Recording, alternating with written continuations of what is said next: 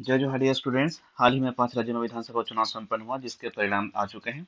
जैसा कि आप सबको पता है कि छत्तीसगढ़ में बीजेपी, मध्य प्रदेश में बीजेपी और राजस्थान, ये 3 राज्यों में बीजेपी ने बहुमत हासिल किया है।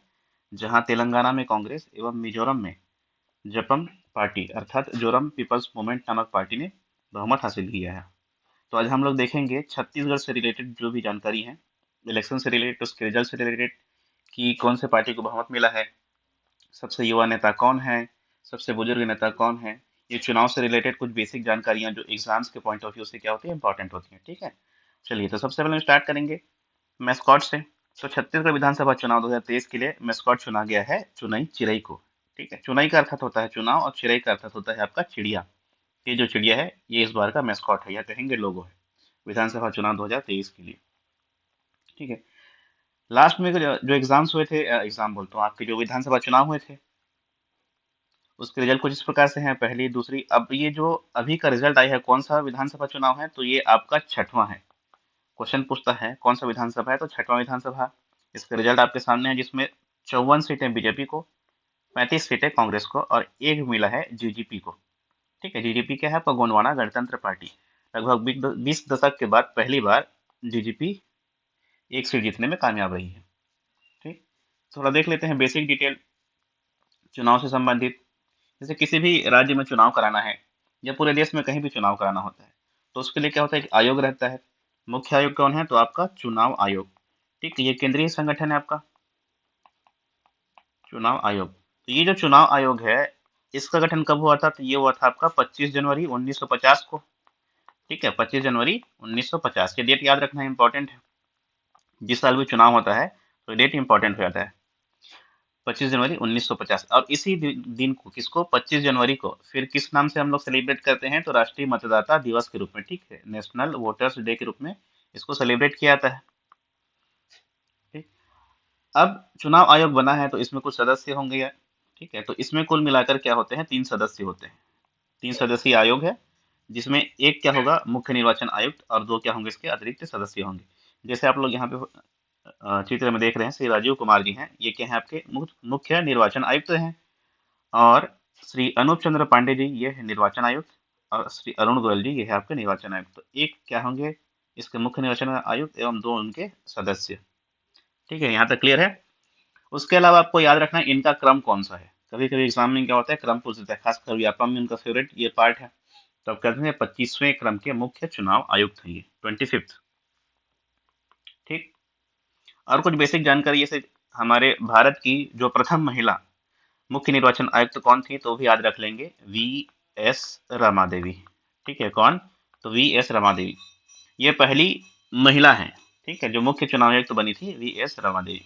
कहाँ से हैं, तो ये आंध्र प्रदेश से है। ठीक है, इनका निवास उतना डिटेल तो नहीं पूछेगा, बट नाम याद रख लेंगे आप लोग, वी एस रमा देवी। ठीक है, कुछ बेसिक जानकारी देख लेते हैं। और जैसे इनकी नियुक्ति कौन करता है, तो इनकी नियुक्ति करते हैं राष्ट्रपति के द्वारा किया जाता है। कार्यकाल कब तक का रहता है, नियुक्ति प्रेसिडेंट, ठीक है, राष्ट्रपति। कार्यकाल इनका 6 साल या फिर 65 वर्ष, जो भी पहले आ जाए। वेतन लगभग इनका 2.5 लाख रुपए रहता है। ठीक है, इनकी जो पदच्युति होती है या फिर इनको पद से निकालना होता है, हटाए जाने का जो प्रोसेस है, वो बिल्कुल राष्ट्रपति की तरह होता है। महाभियोग की प्रक्रिया लगती है। ठीक है, इसके थ्रू उनको निकाला जा सकता है। अब पूछा जाता है अक्सर क्वेश्चन कि ये जो चुनाव आयोग है, ये संवैधानिक है कि नहीं है, ये आयोग संवैधानिक है कि गैर संवैधानिक है। अक्सर ये क्वेश्चन इस प्रकार से पूछे जाते हैं आजकल, तो आपको जवाब देना है कि हाँ बिल्कुल संवैधानिक है। अब संवैधानिक है या नहीं, इसका क्या तात्पर्य है, कि ये है कि इनका उल्लेख संविधान के किसी अनुच्छेद में है कि नहीं है, तो बिल्कुल है। अगर है तो कहाँ है, तो संविधान के भाग 15 में। ठीक है, आर्टिकल नंबर 324 से लेकर 329 के बीच में इनका उल्लेख किया गया है। ठीक है, यहाँ तक क्लियर है। चलिए आगे बढ़ते हैं। अब कुछ बेसिक जानकारी जो हमारे चुनाव के साइट्स में है, ठीक है, इलेक्शन कमीशन ऑफ इंडिया के साइट में है। कभी कभी क्या करता है, यहीं से बेसिक क्वेश्चन उठा कर दे देता है, तो हमको उनकी भी जो बेसिक जानकारी है वो साथ में पॉइंट आउट करते हुए चलनी है। ठीक है, जैसे आप 18 साल के हो चुके हैं, ठीक है, आपको 18 साल हो चुका है और आपका नाम जो है मतदाता सूची में जोड़ना है। तो ये जो 18 वर्ष है, इसकी गणना कब से होगी, तो ये 18 वर्ष की गणना होगी इस बार के विधानसभा चुनाव के लिए 1 अक्टूबर 2023। इस डेट पे आप 18 वर्ष अगर पूर्ण कर चुके हैं, तो आप अपना नाम मतदाता सूची में जुड़वा सकते हैं। बाकी प्रोसीजर वही है, बीएलओ के पास आप लोग जाएंगे, फिर फॉर्म भरेंगे। ठीक, तो नया नाम जोड़ने के लिए अलग फॉर्म है, प्रवासी भारतीय हैं तो उसके लिए अलग फॉर्म है, और जैसे आपको कुछ भी उसमें सुधार करना है तो वो अलग फॉर्म। तो इस प्रकार से 3 फॉर्म रहते हैं। ठीक है, आगे उसको देखेंगे डिटेल में। जो छत्तीसगढ़ का चुनाव हुआ था वो 2 चरण में हुआ था, जैसे कि आप सभी को पता है। ठीक है, प्रथम और द्वितीय चरण। जिसमें प्रथम चरण में संवेदनशील क्षेत्रों को उन्होंने क्या किया था, उस पर चुनाव लड़ा गया था, कंप्लीट किया था, जिसमें क्षेत्र क्रमांक 71 से लेकर 90 तक ये भी पूछा जाता है।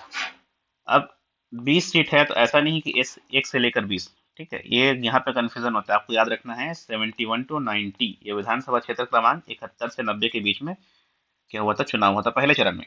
और दूसरे चरण में जो बाकी बाकी जो बचे हुए हैं 1 से लेकर 70 तक। ठीक, ये कुछ इंपॉर्टेंट डेट है, जैसे एग्जाम्स होते हैं उसका डेट क्या होता है, नोटिफिकेशन आता है, उसी प्रकार से अधिसूचना का प्रकाशन, मतलब कि जो नोटिफिकेशन आया था एक चुनाव का। ठीक है, उसके बाद फिर फॉर्म भरने की अंतिम तिथि 20 तारीख को, नामांकन पत्रों की जो समीक्षा हुई थी वो 1 दिन बाद 21 को, फिर नाम वापसी 2 दिन बाद 23 को, फिर मतदान हुआ था, आपको पता है पहला मतदान कब हुआ था, 7 नवंबर, और दूसरे चरण का मतदान 17 नवंबर। ये दोनों डेट बहुत इंपॉर्टेंट है। ठीक है, 7 और 17। ठीक, इजी है, 7 17। और रिजल्ट आया था आपको पता है 3 तारीख को, अभी रिसेंटली 3 तारीख को, 3 दिसंबर को रिजल्ट अनाउंस हुआ है। ठीक है, चलिए अब आगे बढ़ते हैं। कुछ इंपॉर्टेंट चीजें, जैसे चुनाव से रिलेटेड आपको कोई भी क्वेरीज करनी है, कोई भी जानकारी लेनी है, शिकायत करना है, सजेशन देना है, फीडबैक देना है, उन सब के लिए एक ही नंबर। ठीक है, ये आपका एक ही नंबर दिया गया है 1950, याद रखेंगे। आपको कोई इन्फॉर्मेशन देना है, किसी प्रकार का फीडबैक देना है, कोई सजेशन देना है, या फिर कोई कंप्लेंट हो चुनाव से संबंधित, तो ये सारी की सारी चीजें कहाँ हो जाएंगी, आपकी एक ही नंबर पे 1950 में। अब जैसे बताया था कि नया वोटर कोई है उसको अपना नाम जुड़वाना है, तो वैसे 3 प्रकार के फॉर्म होते हैं टोटल। ठीक, 3 ही प्रकार के फॉर्म। जैसे कोई नया वोटर है वो अपना नाम जुड़वाना चाहता है, वोटर आईडी, तो वो कौन सा फॉर्म भरेगा, तो फॉर्म 6। अगर कोई प्रवासी भारतीय है वो अपना नाम जुड़वाना चाहता है तो उसके लिए 6 का। और अगर कोई एप्लीकेंट है जो उसका पहले जुड़ चुका है नाम, लेकिन क्या है उसका स्थान परिवर्तन, जैसे कि रेसिडेंस चेंज हो गया, ठीक, मूल निवासी उसका चेंज हो गया हो, जैसे कोई मान लो शिक्षक है, बिलासपुर में जॉब कर रहा है, ट्रांसफर उसका सरगुजा हो गया, तब उसका रेसिडेंस क्या हो गया, चेंज हो गया। तो वो क्या करेगा, अपना जो नाम है वो बिलासपुर से चेंज करा के सरगुजा करवाएगा। तो वो कहाँ से होगा, तो फॉर्म क्रमांक 8 से। उसके अलावा किसी प्रकार की त्रुटि है फॉर्म में, एंट्री में किसी प्रकार का क्या आ गया है, त्रुटि आ गया है, करेक्शन कराना है, तो उसके लिए भी फॉर्म 8 उसको भरना रहता है।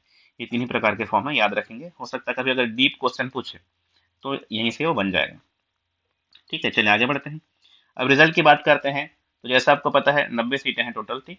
तो ये इसमें पूरे डिटेल में दिया गया है कि कहाँ से कौन जीता है, और साथ में उनकी फोटो भी। तो ये पूरा पीडीएफ आपको मैं प्रोवाइड करा दूंगा लास्ट में, आप लोग आराम से इसको देख लेंगे। जो सारा रिजल्ट है लाइन से दिया गया है, ठीक, क्योंकि 90 सीटें हैं, और 90 के 90 एक्सप्लेन करेंगे तो बहुत सारा समय हो जाएगा।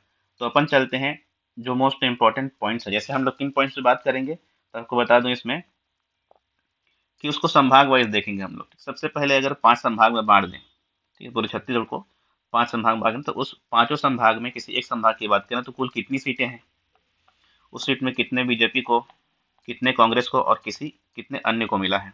उसके अलावा जो वोटों के अंतर से सबसे बड़ी जीत और वोटों के अंतर से सबसे छोटी जीत है, ये 5 पॉइंट को लेकर हम लोग पूरा चर्चा करेंगे। ठीक, 90 पूरा तो डिस्कस नहीं कर सकते क्योंकि वो बहुत बड़ा हो जाएगा, फिर उतना याद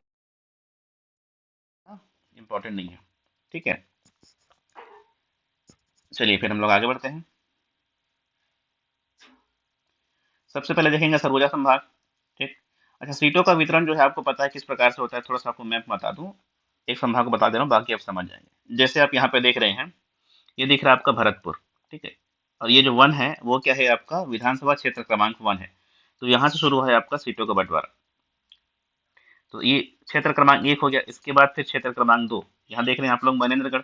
फिर आया क्षेत्र क्रमांक 3 बैकुंठपुर, ऐसे करते हुए 3, फिर 4, फिर 5। ठीक है, फिर आगे बढ़ते गए 6 7 8, ये 9, यहाँ से 10 अंबिकापुर, 11 सीतापुर, 12 जसपुर, 13 कुनकुरी, 14 पत्थलगांव। तो पूरे आपके सरगुजा संभाग में कुल कितनी विधानसभा सीटें हैं, तो 14 सीटें। तो यहाँ से आपका डिवीजन हो गया। यहाँ तक क्लियर है। तो इस प्रकार से आपको मैप के थ्रू, चलिए अब इसको देखते हैं हम लोग। एक मिनट,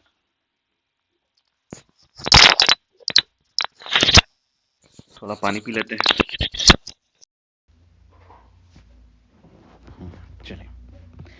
अब जैसे बताया था कि किसी भी संभाग में हमको देखना है तो सबसे इंपॉर्टेंट क्या है, तो कुल कितनी सीटें हैं। जैसे अभी मैप में हम लोगों ने देखा कि सरगुजा संभाग में 14 सीटें हैं।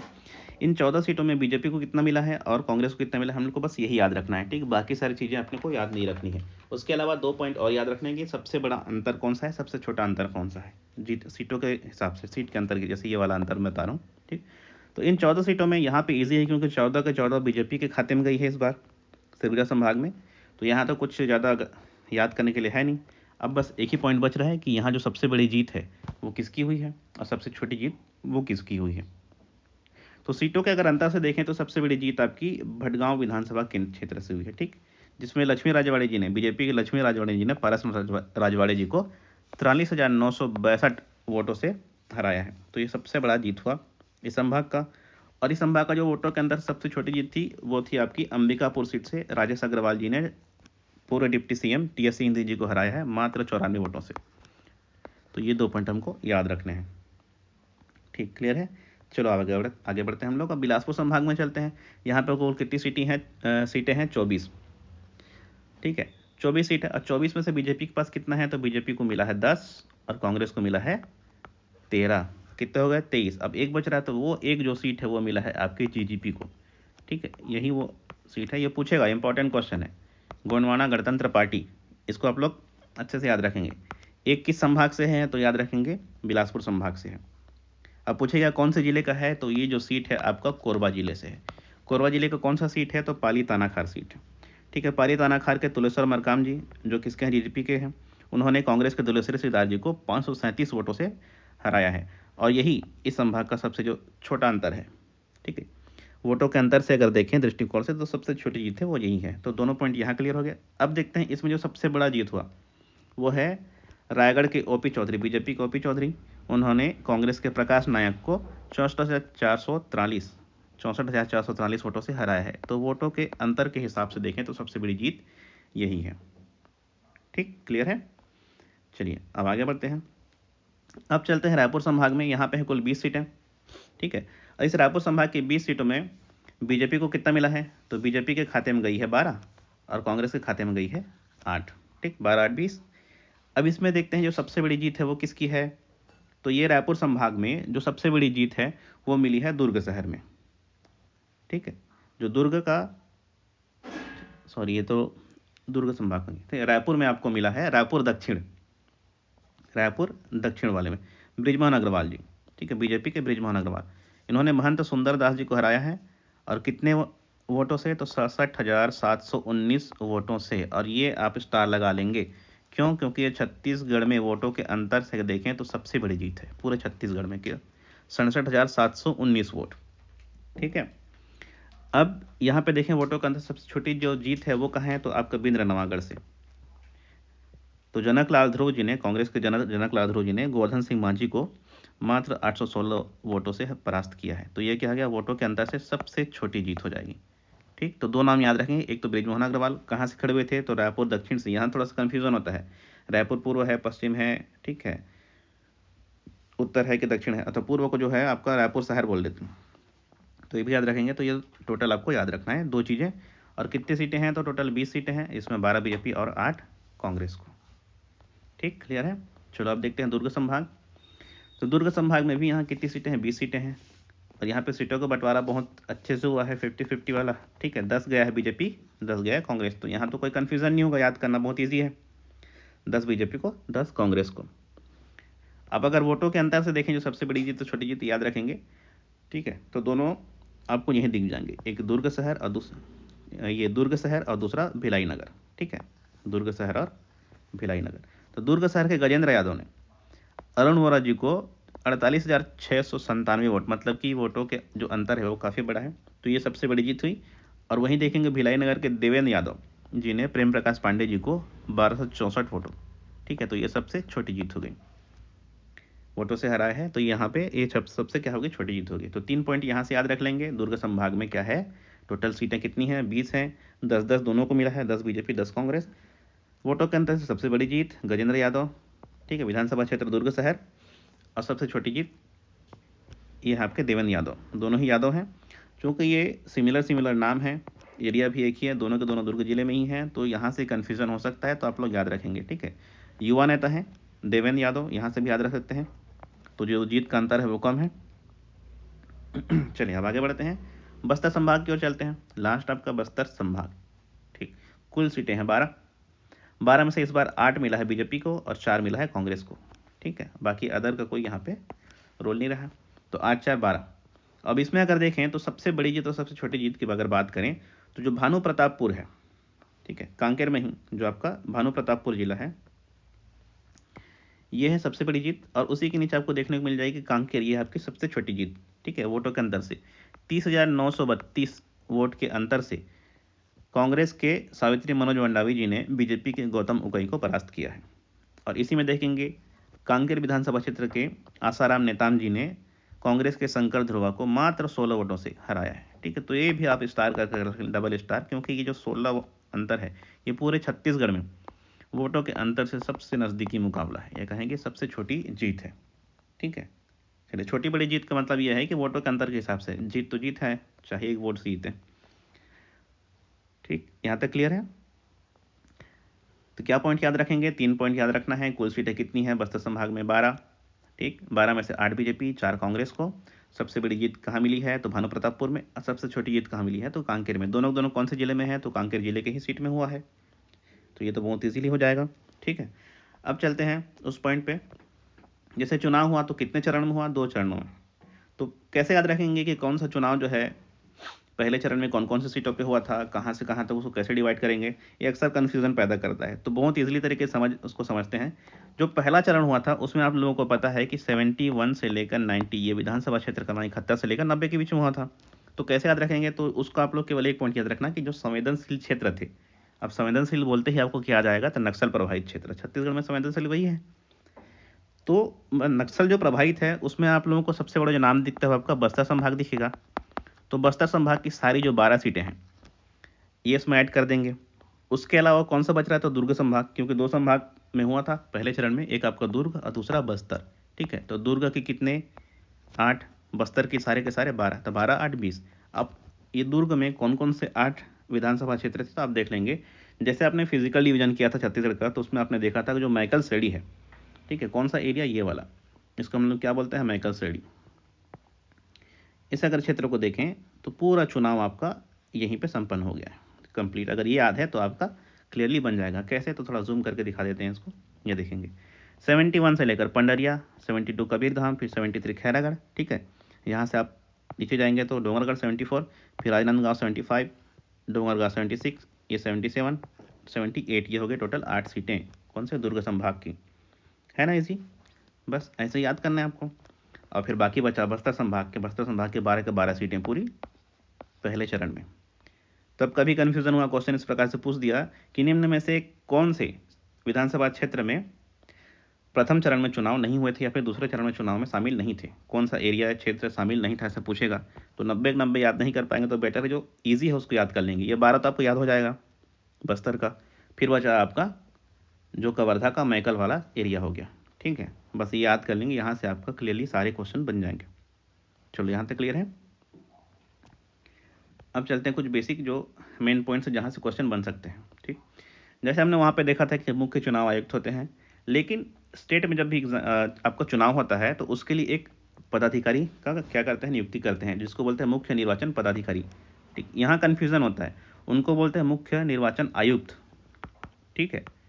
अब आयुक्त में आपको ये नाम भी दे देगा तो आपको कंफ्यूज नहीं होना, या फिर पदाधिकारी बोला गया तो ये वाला पॉइंट आपको याद रखना है, पदाधिकारी को याद रखेंगे। ये कौन थे हमारे यहाँ के लिए? रीना बाबा साहब कंगाले, ठीक है। प्रथम चरण का चुनाव का 7 नवंबर को हुआ था, 20 सीटों पे मतदान हुआ था। कुल मतदाता की बात करें तो 40,78,681, ठीक है, जिसमें पुरुष और महिला के आपको जैसे डेटा इतना याद नहीं रख पाएंगे तो याद रखना कि महिला मतदाताओं की संख्या पुरुष मतदाताओं की संख्या से अधिक है, ठीक। इसी प्रकार से अगर द्वितीय चरण की बात करें तो द्वितीय चरण का चुनाव कब हुआ था? 17 नवंबर को, ठीक है। इसमें 70 सीटों पर मतदान हुआ था और इसका रिजल्ट आया कब? 3 दिसंबर 2023 को। यह पूरा डिटेल में दिया है प्रथम चरण के चुनाव में कहाँ से कौन कौन सीटें हैं। दुर्ग से 8 सीट और बस्तर से 12 सीट, जैसे हमने अभी देखा था, ठीक है। मैप में जैसे हम लोगों ने देखा कि बस्तर संभाग की 12 और दुर्ग संभाग की 8 सीटें ये सारी हैं। उसमें ये जो दिख रहा है आपको ये उसका विधानसभा क्षेत्र क्रमांक है, ठीक है। अब आगे चलते हैं कि कुल प्रत्याशी कितने थे इस चुनाव में। अगर पूछेगा तो प्रथम चरण में कुल प्रत्याशी उसको अपन सेपरेटली देख लेते हैं। तो प्रथम चरण में 223, जिसमें से 198 क्या थे पुरुष प्रत्याशी और 25 महिला प्रत्याशी। जबकि अगर द्वितीय चरण की बात करें तो कुल 958 उम्मीदवार थे, प्रत्याशी थे। ठीक है, ये 1 से लेकर 70 के बीच में जो चुनाव हुआ था उसमें, जिसमें 827 पुरुष एवं 130 महिलाएं थीं। अब अगर ओवरऑल देखें दोनों चरणों को मिलाकर, ठीक है, तो कितने हो गए 1181। ये वाला आपको याद रखना है डेटा, ठीक है, 1181 कुल प्रत्याशियों की संख्या 1181। अब व्यापम और पीएससी का सबसे जो फेमस क्वेश्चन है, फेवरेट क्वेश्चन है, वो है महिला विधायकों की संख्या। ठीक है, अक्सर पूछता है कितने महिला विधायक थी। तो इस बार आपको याद रखना है कुल महिला विधायकों की संख्या कितनी है, 18 है, जिसमें से 8 बीजेपी और 10 कांग्रेस। ठीक है, चलिए यहाँ तक क्लियर है। अब कुछ और पॉइंट्स है जिसको हम लोग देख लेते हैं। जैसे इसके अलावा अगर देखा जाए जो सबसे युवा विधायक, ठीक है, इस बार के चुनाव में जो सबसे युवा विधायक कौन है, तो युवा विधायक होंगे आपकी बिलाईगढ़ विधानसभा क्षेत्र से कविता प्राण लहरे। नाम आप लोग नोट करके रख लेंगे आप लोग, कविता प्राण लहरे। कौन सा क्षेत्र है, बिलाईगढ़। ठीक है, बिलाईगढ़ विधानसभा क्षेत्र। और कौन से जिले में आएगा, तो ये भले ही अभी सेपरेट हो चुका है, फिर भी जब तक नया परिसमय नहीं होता तब तक ये बलौदाबाजार जिले के अंतर्गत आता है। ठीक है, क्लियर है। चलिए, अच्छा हाँ, ये कौन सा पार्टी से वो भी याद रख लेंगे। तो ये आपके इंडियन नेशनल कांग्रेस पार्टी से कविता प्राण लहरे की। ठीक है, सबसे युवा विधायक। अब युवा देखें तो सबसे उम्रदराज देख लेते हैं। ठीक है, सबसे उम्रदराज या फिर सबसे वृद्ध जो नेता बने हैं, विधायक बने हैं, वो कौन है, तो वह बीजेपी के आपके विधायक डोमन लाल कोरसेवाड़ा जी। डोमन लाल कोरसेवाड़ा कहाँ से बने हैं, तो ये अहिवारा से। ठीक है, अहिवारा से। दुर्ग जिला पूछेगा तो आपको याद रखना है दुर्ग। ठीक, संभाग भी है भिलाई दुर्ग। चलिए अब आगे बढ़ते हैं। इसके अलावा और क्या याद रखना है, तो प्रथम चरण में अगर वोट देखें वो पूछेगा क्योंकि संवेदनशील क्षेत्र था। जो पहला चरण था, फर्स्ट फेज था, अक्सर यहाँ से क्वेश्चन बनता है कि जो नक्सल प्रभावित क्षेत्र है उसमें सबसे ज़्यादा वोटिंग परसेंटेज कहाँ पे था, तो याद रखें आपको बस्तर का क्षेत्र था। ठीक है, बस्तर में 84.67% वोटिंग हुई है। और सबसे कम अगर बात करें तो ये आपके बीजापुर में है। अक्सर यहाँ से क्वेश्चन बनता है बस्तर की बीजापुर, तो यहाँ से आपको याद रखना है बीजापुर 48.37%। तो सबसे अधिक आपका कहाँ पे, बस्तर में, और सबसे कम कहाँ पे, बीजापुर में। ये वोटिंग परसेंटेज है। उसके अलावा याद रखने लायक चीज़ एक और है, नोटा। ठीक है, मतलब कि नोटा का कि ना नाम दबो। अगर आपको कोई भी प्रत्याशी पसंद नहीं है तो आप नोटा दबा सकते हैं। तो नोटा दबाने वालों की संख्या इस बार कितनी थी, तो इस बार थी 1,97,678। ठीक है, 1,97,678 लोगों ने नोटा दबाया था। जिसमें अगर ओवरऑल देखें तो सबसे ज़्यादा किस जिले में दबाया गया था नोटा, तो वो है आपका दंतेवाड़ा में। ठीक है, दंतेवाड़ा टॉप पे रहा नोटा दबाने में। मतलब कि यहाँ किसी भी प्रत्याशी को लोगों ने पसंद नहीं किया, ज़्यादातर लोगों ने। कितना था, तो आप लोग डेटा याद रखें, 8,438 लोगों ने नोटा दबाया था। और सबसे कम की अगर बात करें तो महासमुंद। ठीक है, यहाँ से कितने, 391 लोगों ने नोटा दबाया था। ठीक है, यहाँ तक क्लियर है। तो इतनी फैक्ट्स को हम लोग याद रखेंगे। इसके अलावा अगर आपको जैसे दूसरे किसी राज्य का भी अगर चुनाव से रिलेटेड कोई भी क्वेरीज है, जानकारी चाहिए, तो फिर बिल्कुल आप लोग कमेंट कर सकते हैं। अब अगला जो वीडियो बनेगा वो हमारे जो सीएम बनेंगे या फिर कैबिनेट जब गठन हो जाएगा उसके बाद अपन बनाएंगे। ठीक है, तो आपके हिसाब से जो है कौन सीएम बनना चाहिए छत्तीसगढ़ का, बिल्कुल कमेंट करके बताएंगे। फिलहाल जो नाम चल रहा है आपके ओपी चौधरी जी, युवाओं के चहेते। ठीक है, उनके अलावा अरुण साव जी हैं, पूर्व जो हमारे सीएम थे रमन सिंह जी हैं। तो आप लोगों के हिसाब से कौन फेवरेट हैं, ये कौन बनना चाहिए सीएम, बिल्कुल कमेंट करके बताएं। चलिए आज की वीडियो यहीं तक। जय जोहार।